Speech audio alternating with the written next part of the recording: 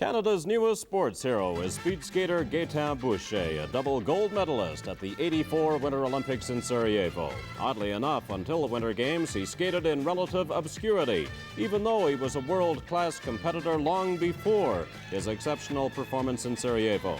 Speed skating, you see, is not exactly high profile as athletics go in Canada, but it may be before Gaetan is through. He won 3 of Canada's 4 medals at the '84 Games, 2 gold and a bronze, to go with the silver from the 1980 Winter Olympiad. Proclaimed Canada's greatest Olympian, Gaetan Boucher captured the imagination of Canadians from coast to coast. Recognition has been a long time coming, but now that he is a hero in his homeland, Gaetan is hounded unmercifully by the media, politicians, commercial enterprises, and well-wishers in general.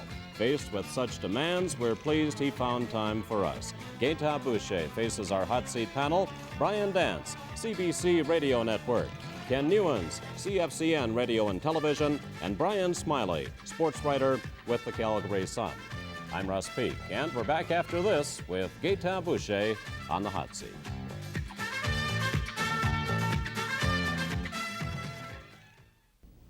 Superstar Gaetan Boucher is on the hot seat, and to lead it off, Brian Dance. Gaetan, I'm very interested. You said now that you want to carry on despite attaining some very high levels in speed skating. You may never do this well again. Why would you take a chance on blemishing this record that you now have by continuing on for a few more years? Well, I don't think I would really blemish my record. I want to keep skating, but I always have the option of giving up and of stopping if I don't feel I'm skating as well as I should be. So, you know, I'm skating next year. I want to win the World Championship again. And if in the course of the year I feel like I don't have the motivation or I'm not skating as well, then I just won't participate in the World Championship, and I'll still have the same standard as I had before. I'm interested in what Dr. Olivier, the Federal Minister of Sport, said after Sarajevo. He was quoted in the paper as saying one thing he's going to do is get more French-Canadian or French-speaking coaches. There are not enough French-speaking coaches in this country to work with a French-Canadian athlete. Do you agree with Dr. Olivier? Well, I think we have more French-speaking coaches than anywhere else in the country. We have more clubs, so obviously we have more coaches. And having a French-Canadian coach doesn't mean he's better than the normal coach. I think we have a very, very good coach. He's not French-Canadian, but I think if we get rid of him, nobody will be able to replace him. Gaetan, from Newfoundland to Victoria, there's indoor skating rinks in all the little towns. Speed skating, I mean, it's virtually an unknown sport until you came along. When is speed skating going to come out? And I mean, there isn't even one indoor oval in the entire country. Well, we hope that it's going to improve a lot in the next few months and next few years because of maybe the results I had. We hope to take the speed skating from the darkness that it was before. And was it frustrating for you to keep going, knowing that Canada ignored the sport? Well, it wasn't really ignored. It's not a sport that attracts many spectators, and it's not a sport that is marketable as much as skiing, or and it's not professional. So, it's limited in the attention that it will receive. We had a lot more attention than some other sports. Like you can have gymnastic, and who gets attention once in a while. Cycling doesn't get any much more, and a lot of amateur sports don't get any more than speed skating had. The marketing of Gaetan Boucher, we were speaking earlier, and I understand you've changed agents. If you want to go into that a little bit, maybe give yourself some high profile. Well, I've changed agents. I had a friend before who was taking care of everything. Like 2 years ago, he said, I'll try, if you want, I'll try to get sponsors for you and help you. I said, sure, speed skating's not going anywhere. You probably won't get anything, but if you want to try, that's fine. But after everything that happened at the Olympic Games, you need somebody who knows what he's doing and who has the experience. I don't want this friend to make mistakes at my cost. So it was obvious that, and he knew that too. And we had an understanding that he should, pull out or. The downhill medal for Bill Johnson in the United States is worth about $1 million to Bill Johnson. How much were the gold medals worth to Gaetan Boucher?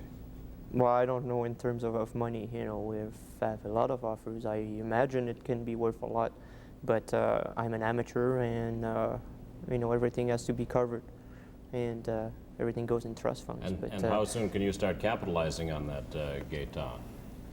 Well, everything goes in trust funds. You know, it can be said right now. Everything you can sign contracts right now, but that money serves as personal development. And then when I retire, then I will get it. But it's not my main worry right now. Gaetan, you mentioned whenever you speak, whenever you're interviewed, you talk about, you know, I hope that the young people of Canada will get some inspiration from this.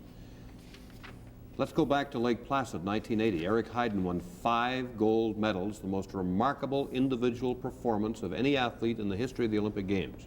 And yet the American speed skating program almost completely disintegrated. It was in chaos at Sarajevo. Now, is there any way that you can make certain that the youngsters and the young people in your sport is able to pick up from what you've been able to do? Well, I think the Americans had a different approach. Their strength in speed skating was centered in the Midwest territories, you know. And when Heiden decided to quit, there was really nobody interested anymore. They have nothing in the East. They have nothing in the West. You know, it was all in the center. And you know, that there, I guess, if Heiden quits, the coaches quit too, and probably that their whole development program wasn't up to, you know, ready to take over. So Heiden was more or less 1 in a million, was he? Is there a chance that perhaps you are in Canada, Gaetan, or are there others that are ready to come along? I think in the overall we have a lot better development program, and it's all over the country. It's not only centered in one province or anything. So, you know, now that after what I've done in Sarajevo, and because I keep skating, you know, then people, they have an extra motivation because they want to beat me, for one thing. You know, people on the national team, they're going to try extra hard next year to try to beat me. Even if they beat me one race, they'll probably get a lot of attention, and they know that. And also with the everything that we're getting right now, the attention, you know, the young kids see speed skating as a way to, you know, to get away from hockey. Because I'm sure not everybody enjoys playing hockey when they're young. You know, they do it because everybody else does it. But now they can see speed skating as a, you know, an escape route. But don't you think that Speed Skating Association, Gaetan, has kind of fallen down a little bit? I mean, when you look at the national team is dominated by French Canadians, that really there hasn't been that much going on in the rest of the country. I mean, they haven't been spreading it out. Well, there wasn't much going on a few years ago, and that's why Quebec is so strong, because we had somebody in charge in Quebec who went around, you know, on his own, who went around all the cities in Quebec and started speed skating clubs. Nobody else did that in Canada, in the other provinces. Now they realize their mistakes, and now they have a program that is really coming along, you know, and you have skaters, of course, now you can see the results when you have the whole national team that is from Quebec, and that's because of the program we had 5, 6, 7 years ago. But we have basically the same program in the other provinces, so you will see the results probably in Calgary in '88. 1988 in Calgary, which you just alluded to, you're going to have a covered speed skating oval. Now this is completely foreign to the European countries in Holland, and especially Holland and Norway and Sweden, where the strength is, and even in the Soviet Union. How do you think that is going to affect the sport? How do you think that's going to affect those international countries when they have to go indoors to skate? Well, I don't think there will be a big difference with skating indoor or outdoor. We skate in all the possible conditions outdoor. You know, when it's very cold, warm, or wind or rain, there will just be one more condition, one more different thing. It will help Canada in a way that we'll be able to train 5 or 6 months every winter, like the Europeans. And instead of sending the team to Europe, you know, only 10 or 12 skaters benefiting the 5 or 6 months, you'll have the whole country being able to benefit. And we'll have the advantage of having the roof and not missing any training periods like it happens in Europe. Even though, you know, if you have a big snowstorm or you have rain for so many days, they lose the ice once in a while. Right. You know, then your training program has to change. We'll have the advantage of having that. Gaetan, you're being described as the Canada's greatest Olympian, 4 gold medals over the last 2 Olympics. When you won your second gold medal, Eric Heiden was quoted as saying, "I'm happy for Gaetan. I'm glad because he didn't choke." Did you resent that tag? No, you know, it's in a way it's true that I finally skated like I should. I had good results in 1980, 81, 82, but I was never able to win a world championship. Some people say it's choking. I'm not sure if it is, you know, but in a way I guess it was.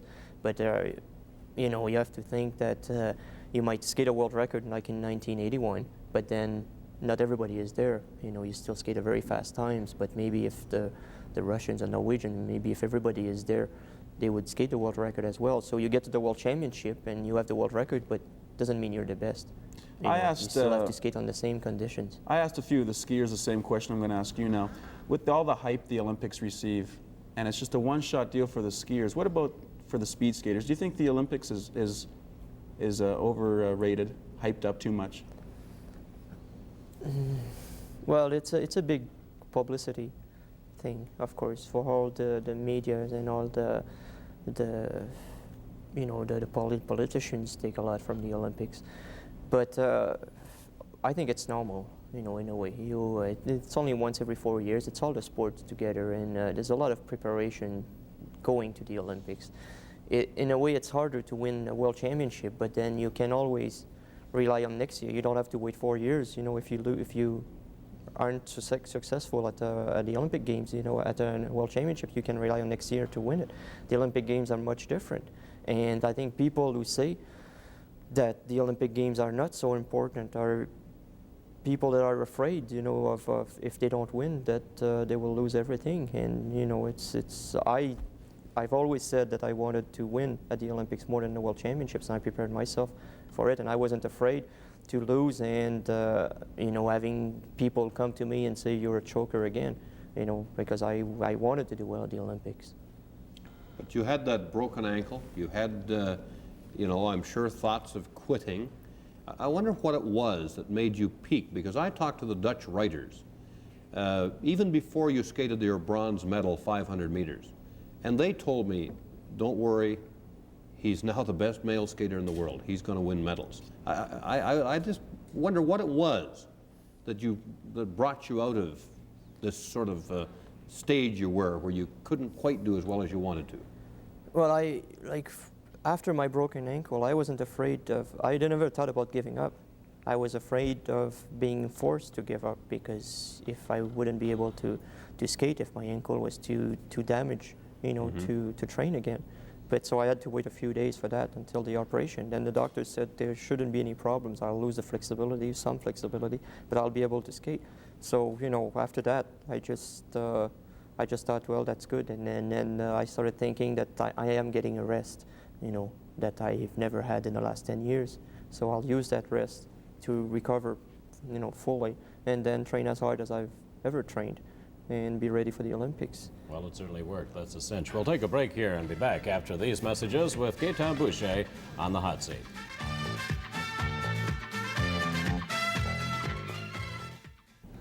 Speed skater, Olympic gold medalist Gaetan Boucher is on the hot seat. We talked earlier about doing a better marketing job with the sport, Gaetan. You're a man of marketing yourself. What would you do? It's a cinch that what you have already done has set a great example for the other young people across the country. But what else can be done to better publicize, better market your sport, if that's the word? I still am a student in marketing. There's a few things you have to. I think you have to get the kids, you know, early, you know, around 9 or 10, before they get too much involved in hockey, for one thing. And I think you have, you know, there's a lot of things that can be done through schools, and there really haven't been. You can use a development program in schools to get the kids interested, you know. So it's numbers as much as anything, then, getting the numbers interested. Oh yeah, it's getting more people out, you know, by promotions or whatever. You Are know, there any because plans? we don't have so many skaters in Canada. Any plans, Gaetan, to carry out a program like that you've heard? I think they're gonna have somebody in charge of development program in that aspect for the next few years. For always hoping for the next, to have the best ever team in 1988. I'm sorry, go ahead, Brian. I hate to bring this Bill Johnson thing up again, but he is kind of a controversial character, and he was very confident at Sarajevo, said he was going to win the downhill, and kind of got a bad reputation for being a little cocky. You were almost similar in coming out and saying that you were the best and that you were confident you were going to win. Is this the Gaetan Boucher that most people would know, this overconfidence coming out? It's basically the first time that I am so confident. I think what happened is I used to be very confident for provincial championships. Then it went to Canadian, North American championships, and then to international meets, a few international meets, depending on which skaters were there. And I remember some indoor meets, where I never thought I could lose. You look at all the skaters around and you say, I'm going to win again, And now I reached a point, it took a long time, but I reached that point in outdoor skating, where I would look at the skaters and thought, nobody can beat me. And that's because of all the good results I had last season, through in December, I skated consistently well and very, very fast times for, depending on any track, Gaetan, we've had a nice little hearts and flowers discussion here, and you are an Olympic hero. And we've certainly established that. You've established that. And I know that you really have a lot of respect for Jack Walter, your coach. But let us be brutally honest. On the national speed skating team, there was one world-class skater, Gaetan Boucher. People like Thibault and Sylvia Dag, really good kids and tried hard, but they weren't even in the top 10. Now, is indeed Walter a good coach, or is indeed the program not nearly as good as you're trying to tell us it is? Really, Gaetan, you were the team. No, I think he's a very good coach. He would help. He could help any national team. The Russian coach went to see him about 2 years ago to ask about this training program, and it's just a matter. You have to look at the skaters in general. Are they really interested in winning, and do they put the time? I know personally that not everybody trains well in the summer, and they think it doesn't matter. I heard somebody say that my brother trains the hardest on the ice, and well, it's not true. Maybe he thinks he trains the hardest, but everybody trains about the same on the ice.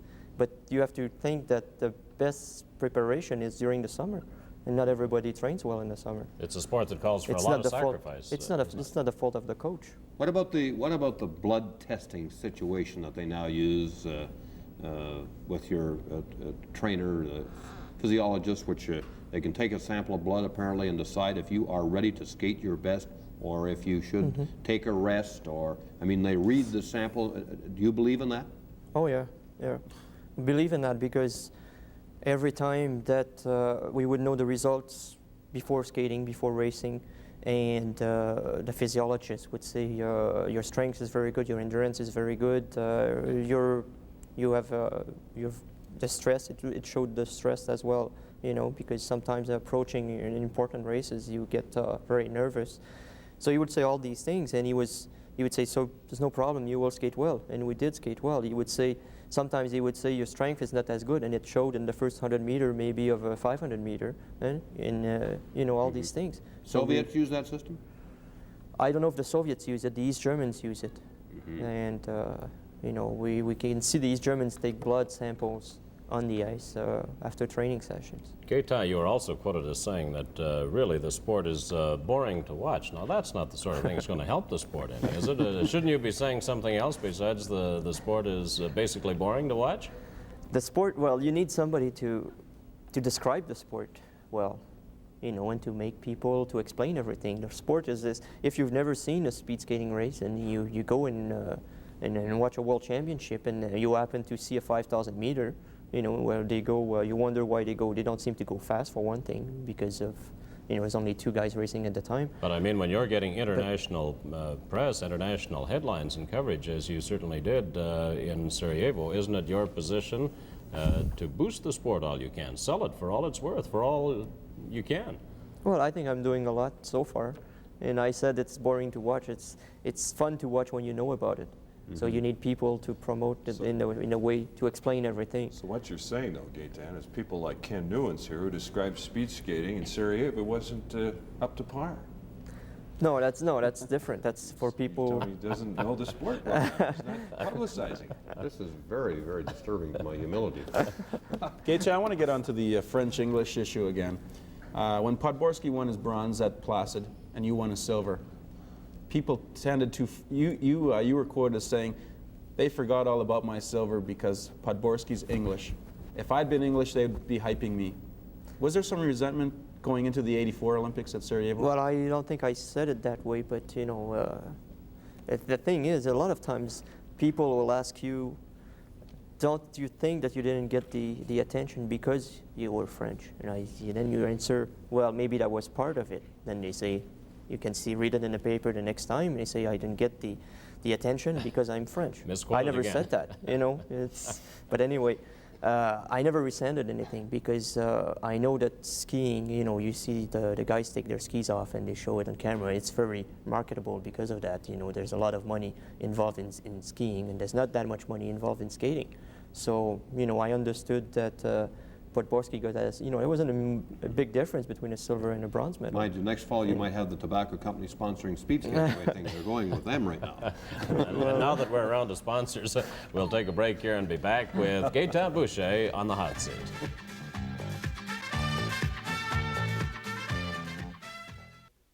Gaetan, you've got gold medals, you've got the Order of Canada. What's down the road for you now? Well, just to keep winning, you know, as long as I keep skating. That's what I would like to do. What amazes me, you're Quebec born and bred and lived there, you're completely bilingual, and yet you're very much a Canadian, a capital C Canadian. I see you with the Union Jack or the Canadian ensign whenever you're in the pictures. Why? I sort of thought you might be aligned with René Lévesque or something like that.